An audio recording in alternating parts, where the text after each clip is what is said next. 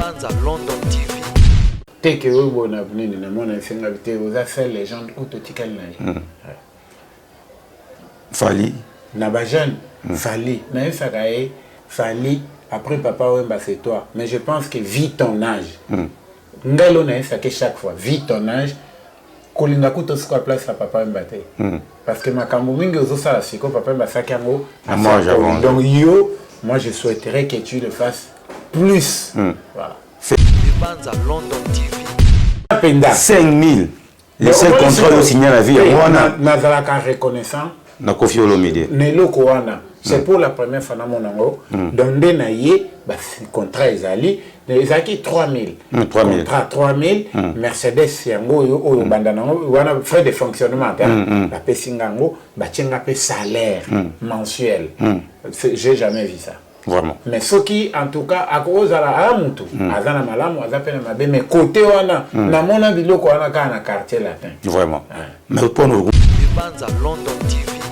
balobana tomba za na kati ya orchestre balide batinda bango to ezala bango moko te ezala penda balide mutu batinda bango to lokota neti ngai l'air na koma kine makamba ba guerre makasi na caractère te papa matam komota esanga koto au contraire na ndoza pe balem mususu mona zo reprocher nga vraiment non je fais pas ça ce qu'on va epesa na kanda na moi ke bazo chrétien ye alobarate siko a vie la biso binofo côté là le kota ngokaka mais moi va pas boya et là quoi aller que la biso na ambassade est-ce que Fali Mutatinda qui est bon je ne pense pas.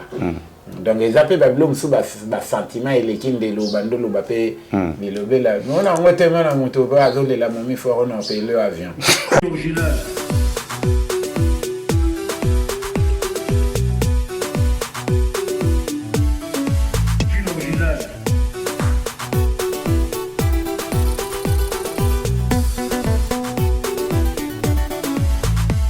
Banza London TV.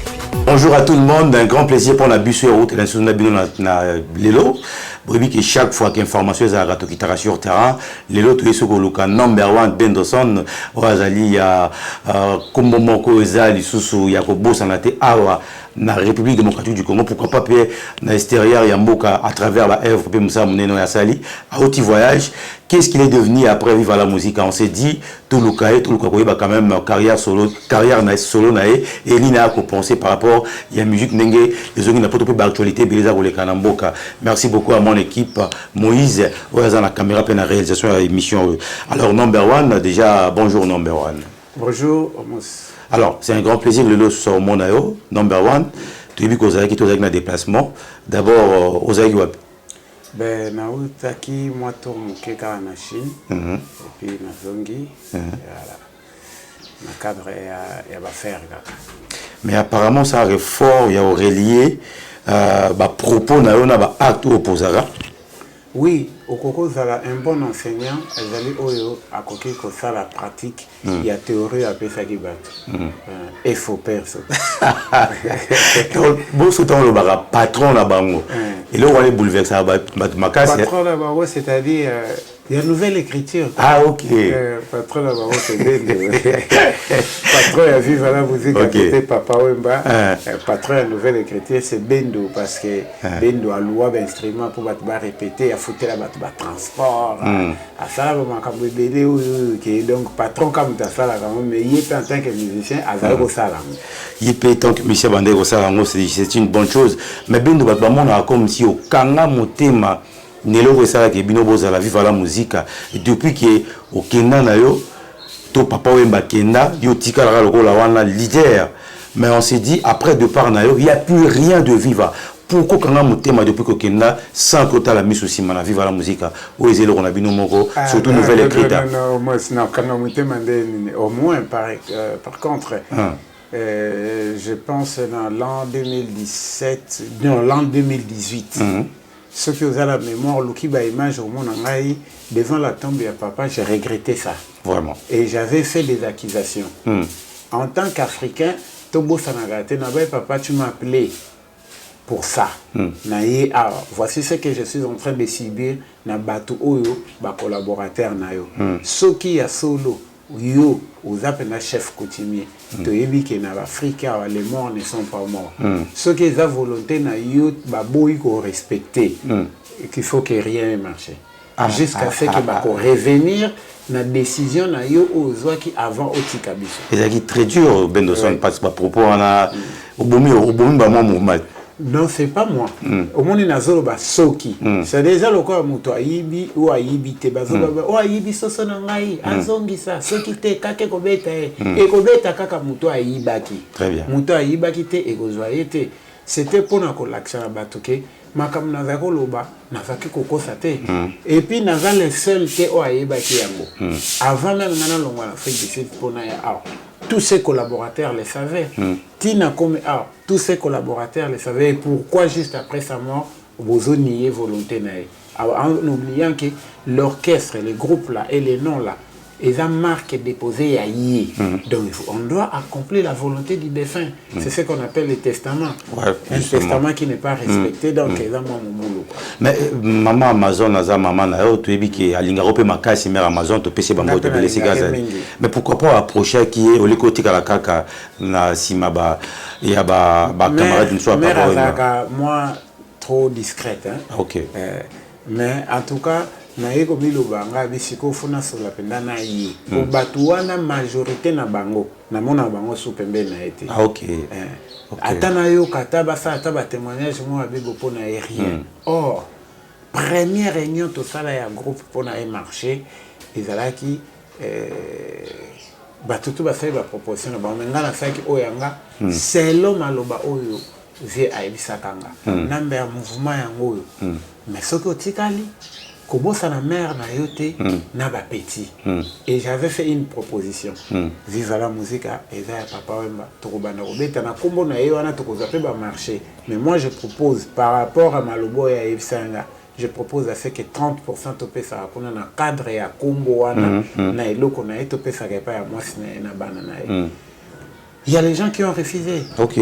Mais après, ils n'ont même pas proposé même pas 10%. Et bah menu orchestre na place oyo tozali les loyo et puis ba palangani. Il y a plus rien. Et ba palangani. Or 30% et ça est belé. Oui, mais ce beau produit peut belé. 70% boutique à l'ango est belé. Vraiment. Donc moi pour moi c'était père avate, mais mère azali na baleki. Donc c'est-à-dire il faut quelque chose et zonga kuna. Ce qui peut zonga kuna, il y aura toujours une bénédiction qui va s'en suivre derrière. Tout d'abord africain tout beau ça quel quoi alors number one, pourquoi chaque fois que ba leader ba kendara surtout biso na Congo, orchestre Koufara. On a vu ça na Pépé Calais. Depuis que Pépé Kala Koufaza qui est le leader numéro 1 bien que l'orchestre Zaki a bango misato, il y a plus rien. Papa Wemba de même. Tout le banini phénomène on est ça malambo kanabiso pour tout sauver l'orchestre nabiso aminene na likamwa na le roi leader bazana vivant. Est-ce que vous avez rappelé à moi proposition mon au ça pour nous éviter? Oui, il faut qu'un vrai leader, un bon leader ne doit pas s'entourer des hypocrites. Ah OK. Le mieux c'est battre au basé sur la vérité que battre baso applaudir comme na ça mité mon ba na makamave. Moi ce constat je l'avais fait de Papa Wemba lui-même. OK. Trop d'applaudisseurs. Et moi, Bendo, j'étais l'opposant dans son groupe. Donc, les Kamouko Moune et Boué, Batounio Sobalobi, Winga n'avait rien. On l'a vu les contraires. Au monde, à Benga, mais yo, l'obili non pour l'année. Tant on a vu ça. Oh, mais tu as raison. Bango Badaka, ma kamia Sokaka Kondima. Et j'ai fini par comprendre qu'une des raisons, en dehors, il y a la qualité, la potentialité artistique, ou la Kolingelange Zakiwana. Donc, sagesse na yo donc ozoboya oyo sengeli oboya ozoboya donc quand tu es vrai tu es entouré de gens vrais ba comme mais ce qu'on a entouré na ba hypocrite à chaque fois que dès que yo absence na yo ko sala ma ba robinisa ko ba vrai face na bango et puis yango moni ba biloko ezoke na kokufa bo et loko mususu ezali on doit protéger nos groupes nos entreprises na ba textes légaux. Très bien. Donc, texte légaux, l'État légalisé, Makambouane Kozalate. Mais leader belé ton bazar vivant balinga mara moi vous voyez par exemple Papa Wemba l'a dit, bien verbalement. Mais s'il y avait des documents, et qu'est-ce les kabongote, il y a une notion administrative. Il faut vendre là. Au moins, il y a comment les canards, non, qu'est-ce que la biso? Vive la musique de Papa Wemba. J'ai tout ça l'orchestre, il y a jeune âge na biso, tout ça tout ça dit que na PC comme orchestre, une nouvelle écriture. Ah, ils ont dit il y a eu mon coup. Et comme si papa m'a pas approuvé, et comme vive la musique nouvelle écriture. Mais na sautant na kenda déjà rapidement. Yo mon ça qui bon ba. Il y a un ministère, il y a industrie, propriété industrielle, n'a qu'à déclarer marque. Waouh. Donc de son vivant, papa Wemba ba te ko déclarer en auto. Ah il y a qui koyeba de son vivant kaka. Dans 99, l'air moko balongola kinga na orchestre bo, c'était pas lui, c'était le colonel Jagger et puis Lambio. Na kenda na quartier latin. Et j'ai exigé la conférence de presse que balongola comme une nouvelle écriture parce que ça marqué na. Wa bazo monter que le roi Rambo mutatinda ko à l'époque. Non, écoute tenga moka na vifu balongola marqué on est marqué na parce que je devais monter un autre groupe autre ça qui nouvelle écriture de l'an 2000 avec les amis Rama et les autres. Donc fallait utiliser comme bonanga. Allez, comment qu'est-ce qu'il y a problème jusqu'à ce que Mikanda elle était avec Kobima. Et puis le ministère de l'économie, il y a un ministère qui était tout ça comme le groupe a été recensé à ce nom-là que les groupes ils étaient obligés à Kolongola marque wana nouvelle écriture. Bâtir nouvelle écriture Nabi c'est la même chose. Qui a sous balongoli pene comme vive la musique et tikali kaka. Et dérangeant beaucoup le moro. Et dérangeant qui est mais vieux c'est quoi ça cause à chaque fois saute au vandi sous na simomo la bien la kabaele. Parce que eba que ça le côté ouais moi c'est solo. Donc, alors, number one, je pense que Bota à niveau, il y a sagesse et puis il y a vision. C'est très important. Mais est-ce que Bendoson, Banzembo, Yosala, Nitna, vive la musique, à droit d'auteur, pour te dire qu'il va déclarer à niveau, ça sème, ça bam. Est-ce que droit d'auteur, ils ont le rappel? Ah, voilà. Un autre problème, net ici, il n'y a pas longtemps de Naouti que ça adhère na Spedidam, na Sassem. Donc, qu'est-ce qui se passe? Il y a des droits que moi j'avais signés dans des albums que moi j'avais signés directement moi-même chez le producteur. Comme on a ma fiche. Par exemple, l'album Aliboso Nouvelle Écriture, album Ami Balé et l'apostrophe. J'ai signé ça moi-même, poteau. Tout ce PC, trois fois battu dans la Sonica, donc, monsieur Perse. Après cette des propositions, et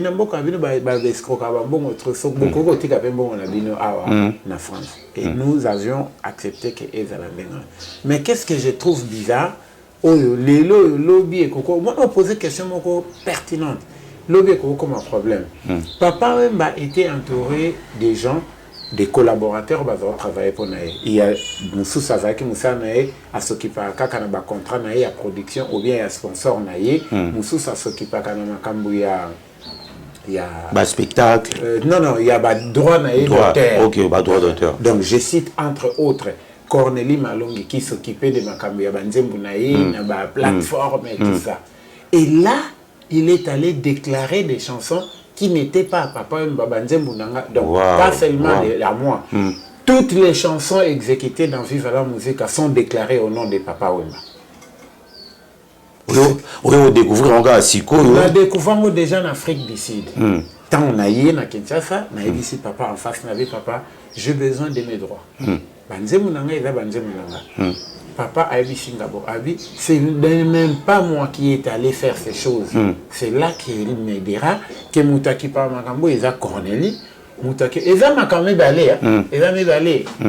Moutaki par Makambo, côté sponsor, c'est Marie-Laure. Alors Marie-Laure, qu'est-ce qu'elle a fait? Nabanzembo a déclaré na Orange. Il y avait une de mes chansons qui une ou deux deuxième Ève surtout. Deuxième Ève, ouais. Qui était plus vendu, maintenant comme il y a Papa Wemba. Alors que il y a Papa Wemba. Donc, Nasala deuxième Ève, Nasala na 4 orchestres vive à la musique à thé. Ah bon? Non. Oh. Et ça, Banzembu Nanga n'a pas fait na Mupanzi, na maestro Suzy Kasseya. Très bien. Donc, tant on a regagné groupe, les musiciens, Zobo et Ngana Chanzembo. Tant que nous avons enregistré, C'est là que Suzy Kassé a dit à papa, mais ben devant le bandit mon qui toque et pas nana. J'étais même pas là. C'était au studio, je sais pas, et à RTNC. Ouais, RTNC, ouais. Donc nazo tandako, nazo kota na studio ba moko maestro Zemba ngabi bendo. Nazo nzembo na moko kuna, nazo chango koto na album somo trop. Et puis beaucoup l'endroit qui a trop Suzy Kassé. Kasi ba solo le dia ba mode vie kuta bi sa bien yoksanga na banzembo. Donc vienda poni abizwa oyo. Donc nzembo nini on a vu nzembo na deuxième Eve na chango koto. Bon pour moi c'était déjà bien. Na chaki na zaki na nzembo te. Bazu nzembo na visibilité sur exactement. Au moins, quand on dit musicien, il y a visa avec un zaté. Ok. À part nzembo là. Non, nzembo là, deuxième Evo Yemba. Il y a que les petits, mon petit là, Madova, Guilhem Madova. Madova, ouais, Guilhem. Jeune frère n'a pas abondant. Voilà, le col là, jour il y a qu'à ça tester. Chez papa, moi, on a pété. Mais papa m'a appelé au téléphone, viens, il y a un jeune ici, parce qu'il avait cette habitude là. Ah, papa Zemba très bien. Abi n'a kende na une répétition. Comme c'est moi qui est venu avec lui na répétition. Donc un wana yangai balati sur mon pays à koyemba te. L'air siko babi ke nzembo nanga ekoti. Toutes les deux voix là, ezakinga mom na fala kengo pa ve Suzy. Les na il suffit Suzy, alongo la voix nanga la première voix ma Guilhem Madova, Pakistan. Ndeko bima pe Guilhem Madova. Et c'était il n'est pas le seul, même notre animateur Bob Jamusket. Ouais. Test là on va faire là nandako. Et j'étais à la maison. Viens ici. Yokana Nubango. Bayakana ndeko na mo bosoki Gerbo mususu Bob. Na pesi ba ko ba Gerbo. Aibisinga suza ba mo kende na bango na répétition. C'était comme ça. Donc il y avait vraiment une étroite collaboration quoi entre Ngai na papa. C'est comme ça que ça s'est passé. Mais l'air makambo comme il ok faut banzembo nanga ezobima kona nde mususu na yena bisi papa ngabi faut na récupérer badron nanga aibisi ngabo sincèrement abi j'aurais pas mbongo nyonso wana ya kozongisela yo mais en tant que petit nangai na kolukela yo un forfait na opesa yo après tout dissocier ba droit wana azali quand même la sens à bon moto papa Wemba comment tenga itilelo na lela papa atuni ngai na compte bambongo na yo je suis pas vraiment en forme mais na ndimina que des contrats wana pour nous mbongo na ya ko installer au pays ozala bien le vieux là non le vieux Senado il est là il est vivant olingi ovanda wapi ngabi na limité Senado lukela e ndako na limité lupango mobimba moi quand je reviens je vais te donner l'argent pour son bata Jeep moko na pesomanda mambongo to dissocier sikoyo voilà dernier voyage na voilà akei akufi siko na minito ce qui ngai bendo na termina bino j'ai besoin de mon argent ya banzemu na nganya sana tu sais ce que les gens vont commencer à dire ba comprendre bon ba ko ba bendo zamabe afundi mère Amazon donc bato ba interpréter autrement na makambo azamabe mais yoka est-ce qu'il y a quelqu'un wa ko sara na banini ya ba tout ya boui maintenant mbongo na ebongo atiki. Papa, mais est-ce que vous avez pu ça Cornélie en face comme ça tant papa Wemba Ebiso non il s'est en face parce que lui il travaillait pas chez moi ok donc déjà beaucoup la loba voilà donc moi j'ai travaillé avec papa comme lui moi je travaille comme collaborateur partenaire artiste lui il travaille comme Montunaye à bureau donc contrat autour solana papa m'a dissocié et tout ça c'est pas lui vraiment mais ce qui est vrai lui Cornélie sait que Fulangenge Zanzembo ya bendo et que deuxième Eve Zanzembo ya bendo bayanke Zanzembo ya bendo tous ces titres là tapés sur YouTube au moment à combo ko bimisa bendo te mais la déclaration de droit ne bâti papa Wemba on a là mais si vous number 1 to robenga moizane et clair hein to benga escroquerie et voilà est-ce que c'est papa qui l'a fait? Non, c'est beaucoup, c'est pas beaucoup, c'est Cornélie parce qu'il lui recommandait quelqu'un. Et puis tellement qu'il n'a bien. Donc ils allaient parmi ma faiblesse à Zakinango. Il n'était pas vraiment moutou ya kolandela les petits détails, même dans les contrats. Ok. Il y a un de payer, profiter même le contrat, c'est parce qu'il n'était pas vraiment succinct na kolande la tout. Pour éco bima qui rambo azwa rambo belé par rapport à beaucoup là surtout après. Mais ça parce que papa bazaki na moi défaut wana yake alande la kaba makambo nyonso tina sokate. Voilà, OK. Mututu azaka bongo azana ba qualité azaka na ba défaut. Voilà. Mais number one, Nzimbono lobby à deuxième Evona, c'est tout comment moi pour la base sur l'image nango parce qu'ils appellent des moments remarquables à tout makasi. Michigan, na comment même ba na combo ya OK. Charlene, espoir nanga ya sukana bolingo. Oh, obimela kanga lokola jelwe. Utama kolango na komane de nouveau na bosana kutuke avant yo na lingaka yeba ke richesse iliki motema ezate héritage batiki laka somi ya mwasi se beauté yango pe na sengi na yo Michigan yo mokomoto mesani sakinga mabe ba invitation nyonso nazala pene na yo. Mais pourquoi les locaux misingai piqué andako? Mais pourquoi les locaux misingai rideau andako? Mais boni na komi likasa yanzete na otone. Angai bendo na boy baloveno ya ndambo ya ba demi journée ya ba jour férié na sengi bolingo à temps plein lokola soyele kaka na mungongo. Na koko kate ozambe na koko kate ngaye na mona Michigan na maboko basusu na hipoteka zilanga pona zuwa yeo pinzole kotanga seo kate motema ngai mawa o yawe pourquoi yo sala boye libala pasi kuna munzemba pasi touche motema neto mela seko tosala libota pe tozwa bankoko bambeni nyonso batikala na soni tango tokobimane na kati ya Chetemba bakamwa. Merci beaucoup Domberwal, une très belle chanson. Je crois que cette chanson a fait du bien à ma soeur Patricia Tati Osakano depuis Londres et pourquoi pas aussi à mon grand frère Omar Osakano à Londres. Je vous salue, je vous aime beaucoup, Anto Osakano. Mais Domberwal, on dit que vous avez une voix mon séduisante et à côté il y a Nzemba Bolingo. Mais comment Nzemba Bolingo était pourquoi? Bon, neti siko na banzembo nanga ona sali ya na atala sauter na komé Nzemba Bolingo. Ah OK. Na komé Nzemba Bolingo na komé pe batu Nzemba Bolingo. Pourquoi? Ouais. Na sala constant moko na banzembo bo benga ya Bolingo, yo bengi ya Bolingo. Kende ko vérifier ngo bi omona 98% banzembo neza ya Bolingo te. Balela trop. Eza banzembo ya Kabwani. Ya kulela ya Bukabwani. Moi ça zole le mobile.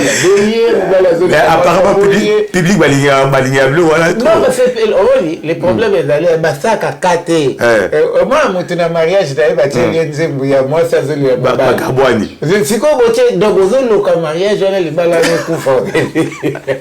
D'ailleurs la boule na saïda nzembo po. Nzembo bolingo eza nzembo bolingo eza batu balingani. Nzembo tu rappelles attention ma casse na batemba moi je suis un analyste et penseur oui. Donc nazaka très attentif na makambuka ya banzembo te na makambu nyonso.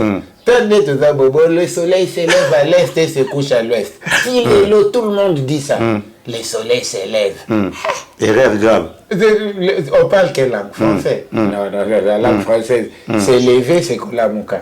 On devait dire quoi normalement? Le soleil apparaît à l'est et disparaît là-bas. Nuance voilà, et tigaba congolais. Makabago eza ebele oyokono comme nous par exemple dans le journalisme. D'où vient les là? Parce que S ne devient que quand elle est entre deux voyelles. C'est ce que nous, on nous a appris par les Français. Mais on a un professeur à l'université, un ministre, au moins on a il y a un entourage à beaucoup de bandes en ligne pour corriger l'entourage à beaucoup de colère. Parce que au moins, dans la société, le mieux c'est quoi? C'est accepter de partager tout ce qu'on a et d'avoir, de recevoir ce qu'on peut recevoir de l'autre. Mais ce qu'on a manqué, même à ta raison, tu as oublié kaka. Oh non, au moins les locaux, les batu basali ba orchestre. groupe tel batanka kombo na ye mais ngam na bandaki makambo na kolobala ba musicien dès le début donc au moins on ça ma révolte wana na les candidats au musicien papa Wemba non donc moi j'ai pas un nom yo no boya mo déjà kala non naza musicien na été naza collaborateur na parce que ceux qui n'avaient que musicien na c'est que il a formé là mais ndenge muto ayaka ko sala test en orchestre pour bazoyer c'est que aza déjà na quelque chose parce que si on ça la test tu n'as pas de qualité ce que ça comme musicien ndé battre le corps musique mais ma battre na ba poto ba ndé ba so ba neve na bango ba cousin ba comme ça ba musicien na ba vraiment vous avez collaborateur ba partenaire oui il y a mon lito todo ça la sikoyo l'association na biso to sali a comme vous c'est association mususu non mais chaque collaborateur yo bandara makambo mo la sikoyo kota na orchestre c'est tout et fait kota donc musicien faut aiba Aza musicien moutouté, Aza musicien, Aza collaborateur, il a monté tel leader, tel pour leader wana, soka yemba, aïbo beta mbundate, aïbo beta guitare, Aza peut limiter quelque part. Voilà donc, Azande na posa ya batwana ba collaborer na ye, ye et ça la ye. Soka boy, akeko beta yemo totala soka la sa eloko. Exact question. C'est pourquoi à chaque fois au Rosalana mutu ya bongo, il faut qu'il y ait un contrat durée déterminée, CDD, contrat durée indéterminée, CDI, c'est-à-dire prestation zaka ba concert. Bosali chaque concert on va foutanga autant. Pour toi ka ba fuma comme to beti 10 ans et le comme to c'est parce qu'il y a pas de contrat. Vraiment. Et puis faut to côté l'état côté la makama. Comment est-ce que l'état na biso a accepté ko collaborer na bato moko boye o azobenga bango ba leader ya ba groupe baza pe reconnu na ministère akité mais bato wana baza ko abuser na ba citoyen musu ba concitoyen na bango en les utilisant comme les esclaves sans contrat. Et puis sans salaire, pauvre de fois bango ba ko s'enrichir. C'est ça. Donc on les utilise sans contrat, sans salaire, rien du tout, au vu et aussi sous la barbe du ministère de donc Mawatro. Il faut bilo qu'on a échangé le droit et l'état de droit, c'est pour tout citoyen. Donc, nani akolandela pour na makambo ba droit et ba à respecter, c'est l'état. Très bien. Moi, je pense qu'il est très important makambo number 1 azolo. Il faut tout réfléchir na makambo e kebe. Omona ga leader mo angilo leader na nginda babe. Ok, na mitwa bato. Bato na ye ata moko aza na 1 centième ya ye ya vate. Est-ce que c'est logique? Après bato pe ba ba sambelaka ko ba kende église ba engagé si pour l'église ba engagé si ba betela bato wana maboko mais bato wana baza ba escroc donc ba betela par ignorance exactement muto aza escroc ba betela ke maboko te. Ah mais c'est trop dur ben ba leader wana ba escroc non so ko escroquer bato comme ça benga yo ezati mais yo rambo signaler na contrat le contrat penda 5000 les 5 contrats yo signer la vie wana na zala ka reconnaissant na Kofi Olomide ne loko wana c'est pour la première fois dans mon ango donc de naie bah contrat ezali ezaki 3000 contrat 3000 Mercedes yango yo o bandana wana frais de fonctionnement la pesingango ba tchenga pe salaire mensuel j'ai jamais vu ça vraiment mais ce qui en tout cas à cause à la mutu azana malamu azapena mabe mais côté wana na mona biloko wana ka na quartier latin vraiment mais pour nous kumela no kunate après quelque temps le moins sous bon iloko ilongoli sanga na sina lobango trop donc dès que na yaki album tozawo ke lekoto ke sala nzembo ya attentat ifalenga munaye mbango parce que texte na ngonde tango ba yembelinga ngo na mona kyango nete za ndie ngai ba itilize ngai na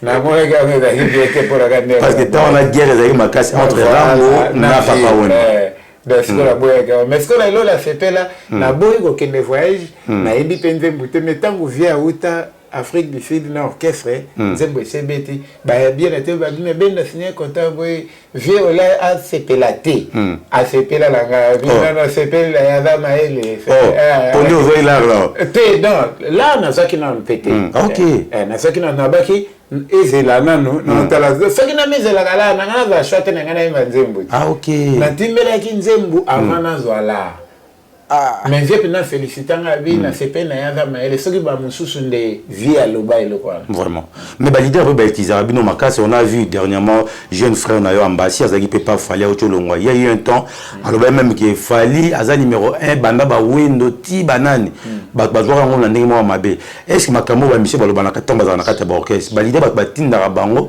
to ezala ba mongo te ezala penda ba leader to batinda bango te lokota neti ngai l'air na koma kene makambo ba guerre makasi na caractère te papa matam comment te sanga koto au contraire na ndoza pe ba l'air msuzo mona zo reprocher nga vraiment non je fais pas ça ce qu'on ngai pe sanga kanda na moi ke bazo chrétien yé alobaraté siko a vie da biso bino fo côté la kota ngokaka le moi va po boya et là quoi aller que la biso na ambassade est-ce que Salim tatinda qui est bon je ne pense pas donc les appels bablom sous bas sentiment et l'équipe de l'obando l'obapé de l'obela on a un thème à monter au azol de la momie fort on a payé le avion il y a ça à vélo vraiment alors lelo papa Mbaza sauté bien de poto les gars chapitre mususu Koffi Olomide ba benga et légende est-ce que zo mon après beaucoup lelo na ba génération pe ba jeune génération ba non zo mon ba que non ça peut représenter mboka ndenge beaucoup la banda ko sala ko mata ba chelom mususu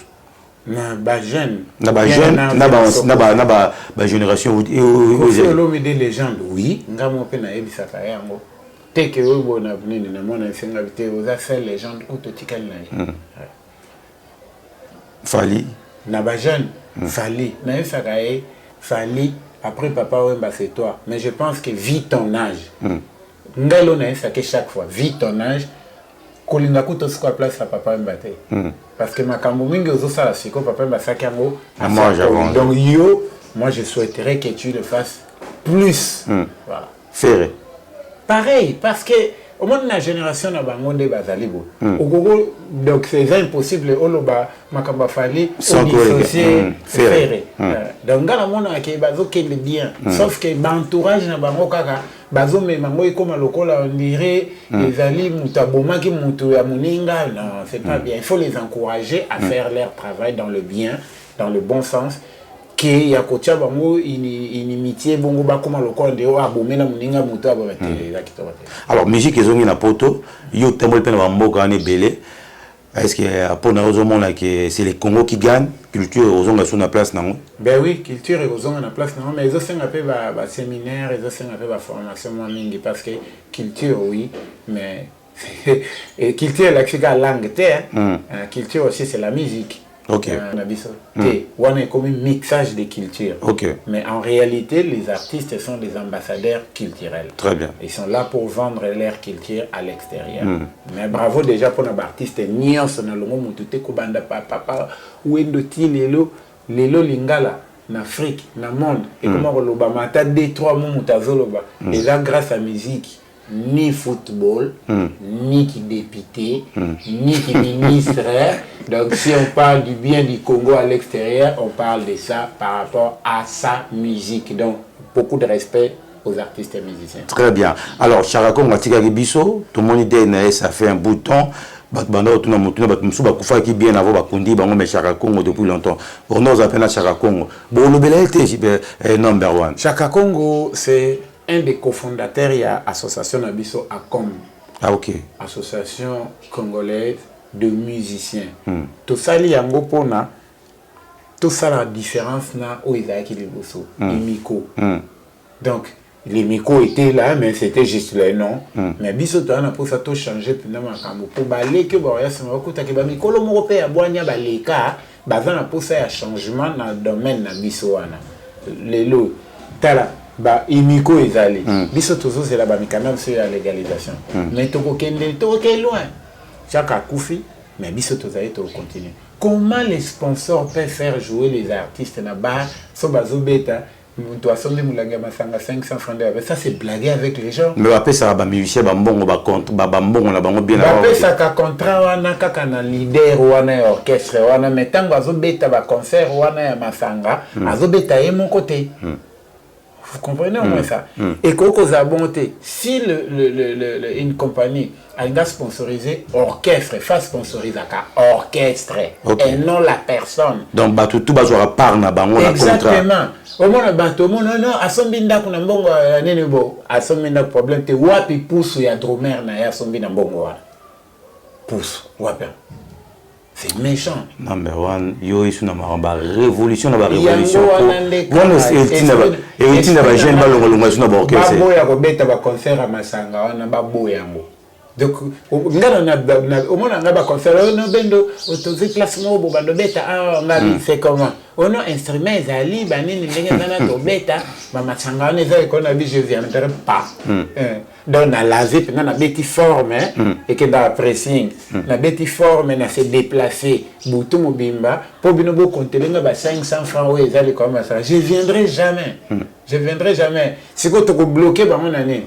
Ils ont des gens bazoka bato ba interpréter ba nzembo na biso nani ah voilà c'est quand on télé mais d'abord selon la loi quand vous interprétez vous devez payer. OK. Voilà maintenant le quoi ba voilà c'est tout. Et il me condamne ngaka sama kama ma kokité mais chaque Congo veille mortuaire na eza samedi na musée national et puis to kundaye dimanche les guerriers Tchaka. Mais par rapport à l'idée de Charakongo Mazaki Nango, est-ce que ce monde il faut banane batika la héritage on a pour continuer qu'on se regarde personnellement na sepela na ba idée on attend. On sepela la monte. Ouais, au défendre parti c'est monsieur. Poani. Ah ça va bien zone. C'est-à-dire nos droits doivent nous défendre que Mouta défendre. Ah OK. Donc si on prépare bien nos droits Moutoua kozala que au poison bella babande ko bella bateau non ta voya bobo même hôpital non on peut bien organiser ça dans de sorte que Moutoua azali na ba sécurité sociale azana ba assurance maladie na malade ba même ko na assurance maladie na ezo sala la makambo wana linga kufa ba kundi parce que assurance sociale na ezali donc c'est ça nous voulons le changement. Très bien. Mais il y a des artistes au Vandarabo regretter bango ti le pas papa Wemba. Qu'on regrettait peut-être à Kenda. À Kenda et puis la qualité artistique néo Vanwobi. Ah ouais, on a la qualité artistique basée belé. Nazaki fana pongolov banda na da mona muke. OK. Pongolov ba chalamona. Donc s'il y a une personne à même culture na biso partout, cassé. À chalamona fait partie. Donc elle n'a chanté quand Chiluba pas et ça les amis d'elle là-bas quand même Chiluba ah bravo ma nationale au pays Manakimia il y a des villes quoi bah Evala bah Kinkester donc bah ça va faut requêter bango kaka bah Pépé Calé bah ça va te robot ça va bah pour empreinte na ba la musique na c'est l'équipe makasi. Donc l'équipe makasi basé belé basé belé. Alors number one bah projet d'avenir dans les années na mikolo zoya surtout par rapport au pays. Là je serai à Luanda pour la commémoration du 8e anniversaire de décès à Papa Wemba. Donc bah na Luanda na zoya yo kende kuna obeta na koma Papa Wemba pêcher autorisation. Non, on peut pas faire l'autorisation. Mais mère Amazon, yo boya na comme nouvelle écrite bon ko obeta kuna na 8e anniversaire. Faut sinon avoir pas autorisation. Bon, peut-être on nous ça non mais ngainde papa mbaba yake ya kapote kana kama onga. Est-ce que baba boya siko ki? Oh baba boya na ba ke fundanga. Donc vous en à Luanda pendant combien de temps? Je pense pour 10 jours, mais l'événement est le 24 avril. Et là sur la sapologie et puis nous les Pekobeta, na ba musicien na biso super baza kona viva la musique à Escola d'Astrela. Un groupe que papa m'avait fait à Luanda, tu connais non? Au local que moi je suis allé baptiser. Mais sous quand des groupes on va dire Ezali beta maka ezali. Ah ba on est au sangana ba on beta concert wa. Donc talaka nganda tinda ke kende kuna okiko bimisa. OK frère. Mais beaucoup de malinga wa makasi bendo ça. Makasi c'est pour moi je l'ai dit toujours pour moi il avait double casquette hein. C'était mon patron, c'était mon papa. Alors, number one, ce que ça a musique, en dehors, tu es spécialiste de la télépé technique. Apparemment, on a ça a droit, mais tu es belé, tu es Makasi. Mais il y a des gens avant.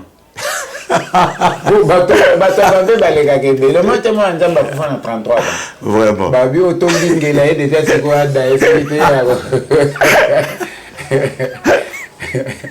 vous êtes trop juste. Pour vous êtes très dur et puis vous êtes mon caractère. Juste rigoureux. Vraiment. Alors, Bateau Bélé Balingara number 1, ou pour Berksa Bango à travers musique, à travers Wanao, Nino rassuré, on a besoin de 4 écoles à monde à travers des bandes. Nayoki Banzembo, Ezobeta, Ezobeta, Nayoki, Nayoki, Nayoki. Mais Nayoki comprend que place na ngande mtezo zangati. Vraiment. Donc vous la Banzembo ya Bendo, Banzembo boyo kaka obolingaka ya Bendo ezoya. Banzembo lokwa Baindo ezali. Baindo. Wana olobelani. Nalobela Baindo. OK. La valeur de la peau noire. OK. Parce que bato bazana un complexe mingi, mon bato tout bazaka comme on a Crispin, comme on a Jean, comme on so tunika kombo nonani. Neti du cameraman so comme on Moïse. Yo. De yo zanga kombo. De faux zanga kombo na neti nga kombo na nga be mange mutumbi ngani kajimi na kunyema bwa kumpala ko ekala bangani. Apparemment on est au côté de l'église des Noirs number 1. Té, l'église des Noirs est arrêtée. Mon ba to ba église des Noirs. Na mon ba bazama ele. Église, c'est un mot français qui est tiré du grec de ecclésia. Bon, bah non, bah comme il ecclésia. Vas-y, ceux qui m'ont dit les on peut pas être noir et être de l'église des noirs. Vraiment. Alors, on va pas retenir ni number 1. Bon, la banzembo mwezoya. Yoko ba titre, ba indo. Yoko ba titre, ba couleur. Utilité elo konyanso. Esengelio e ba ko distinguer. Valeur nango ondeko utilité elo konyanso esengelio yeba ko distinguer valeur nango ondeko a couleur o langi epesaka elengi ya komona la couleur o langi epesaka elengi ya komona Eza planning ya nzambe Eza ba shema oya ye Po mokili ezali na ba couleur mingi Na likolo bleu ciel na ndambo ya pembe Na mabela nyonso kasi ma verte ye ko domine La couleur est verte La couleur est verte Boyi baté, hein? Boyi baté parce que number déjà. Boyi baté donc. Moto abotamaka balatisaka ye couche ya pembe. Metango moto akokufa bakundaka ye se na dra ya pembe. Pembe ezali elembo ya pe. Pembe ezali signe ya tranquillité mama. Bakotangisa bana na classe nzembo. Vraiment. C'est très profond. Merci beaucoup, number 1. C'était un grand plaisir pour l'habitude à Yambayo. Merci beaucoup pour l'opportunité et la disponibilité chaque fois à tous à Posana. Merci beaucoup, Omos. Merci beaucoup. Après, na fait pelaga. Monde na eba benga ebele. Mais ba eba ça été na benga na ndimiga yo pour na mona oza mutu moko oza respectable. Donc, Moutoisa respectable, il faut pas honorer. Merci beaucoup, ça me va droit au cœur. Tout honneur. Merci beaucoup, number 1, Bendoson, un artiste hors du commun, il n'y a rien à dire. Moi, je pense que tous à soutenir à 100% à travers l'album Motoa de la Bissonio Soto. Merci beaucoup à De Bruyne Original depuis Londres, 3 fois international. Merci à tous ceux qui me connaissent et qui ne cessent de me soutenir. Merci à Moïse qui était derrière la caméra. Moi, c'est votre humble serviteur, Homos, la noblesse de la presse congolaise. Bye bye. Original.